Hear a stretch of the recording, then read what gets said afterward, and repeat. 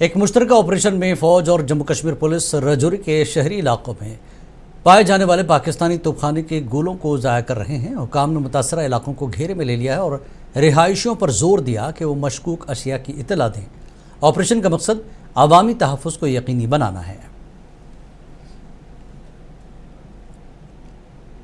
Mission संदूर के बाद पाकिस्तान की तरफ से लाइन ऑफ कंट्रोल से छठे इलाकों को निशाना बनाया गया। इस वक्त मैं राजौरी के उस गांव के अंदर मौजूद हूं। इंडियन आर्मी को बड़ी कामयाबी हाथ लगी है। रिहायशी इलाकों को जब पाकिस्तान की तरफ से निशाना बनाया गया तो इस गांव के अंदर अभी भी कुछ जिंदे शल जो है वो सुरक्षा बलों को मिले हैं। हालांकि मेरे साथ जो इंडियन आर्मी के एक आला ऑफिसर हैं, इनसे हम जानेंगे आखिरकार इस गांव के अंदर और कितने जो है जिंदा शल हो सकते हैं। Sir thank you very much. जैसा कि आप देख सकते हैं हम इस रजौरी के एरिया में हैं।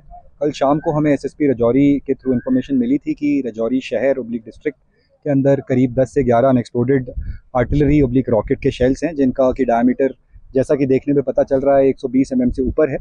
और जितनी भी शेलिंग हुई है जो कि दिखाई दे रहा है या तो फिर पुंछ हाईवे को टारगेट करते हुए की गई है या फिर सिविलियन एरियाज़ को करते हुए की गई है, क्योंकि कोई भी शेल मिलिट्री इंस्टॉलेशन के आसपास नहीं गिरा है, जैसा कि पाकिस्तान क्लेम कर रहा है अमूमन सारे ही सोशल मीडिया चैनल्स पे। और ये इन्फॉर्मेशन हमें कल रात को जब मिली तो मॉर्निंग में हमने पुलिस के साथ कोऑर्डिनेट किया और करीब 8:30 या 9 बजे से ये ऑपरेशन चल रहा है। इस जनरल एरिया में 3 शेल पाए गए हैं, जिसके अंदर से हम 2 को डिस्ट्रॉय कर चुके हैं। हम ये डिस्ट्रक्शन की जो कार्रवाई है ये सेफ्टी प्रिकॉशंस लेते हुए करते हैं। जब हम एरिया में आते हैं तो पहले सिविलियंस को इवैक्यूएट कर देते हैं। उसके लिए हमारे पास एक क्विक रिएक्शन टीम उपलब्ध है और पुलिस पर्सनल भी हमारे साथ तालमेल में काम कर रहे हैं।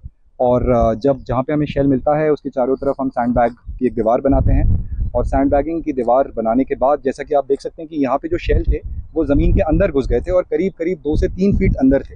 तो पहले आकर हमें काफ़ी सतर्कता से बिना उस शेल को हिलाए हुए उसकी डिगिंग करने पड़ी। डीप सर्च मेटल डिटेक्टर द्वारा हमने उस शेल की शिनाख्त करी और उसके बाद हमने वहाँ पे एक्सप्लोसिव प्लेस करते हुए करीब 200 मीटर से उसको ब्लास्ट किया।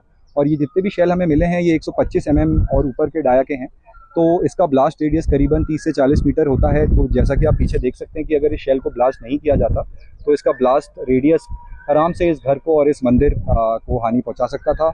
और ये रात को गिरे हैं शेल्स, तो जितने भी इंडिविजुअल्स आसपास थे उनको भी ये हानि पहुंचा सकता था।